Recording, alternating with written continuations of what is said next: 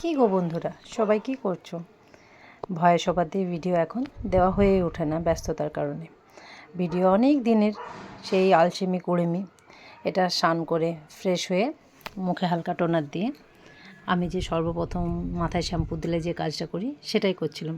আশা করি আমার মতো অনেক বিবাহিত মেয়েরাই আছো যারা স্নান করার পর সর্বপ্রথম সিঁদুরটা পরো। তো আমিও সেটাই করছিলাম। এখনকার মেয়েদেরকে বলতে শুনতে পাই এইভাবে পরতে নেই, ওইভাবে করতে নেই, এই আঙুলে পরতে নেই, কিন্তু সেসব কিছুই না। আমি আঙুল দিয়ে পরি না, যথারীতি সিঁদুর কাঠি দিয়েই পরি। এটা আমার ঠাকুমা আমার মাকে বলতো, এবং আমার মা জেঠিমা এই শিক্ষাটা আমাকে দিয়েছে যে স্নান করে সর্বপ্রথম তুমি শত কাজ ফেলে আগে নিজের স্মৃতিতে সিঁদুর দেবে। আমি সেটাই করি, এখনও মেনে চলার মায়ের কথাটা চেষ্টা করি। আর বলে যে চুল খুলে কখনও কোনো দিনের জন্য সিঁদুর পরবে না, তো আমি চেষ্টা করি চুল খুলে কখনও সিঁদুর না পরার।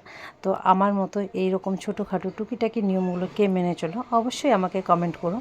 আর যদি তোমাদের আমার ভিডিও ভালো লাগে অবশ্যই লাইক করে দিও।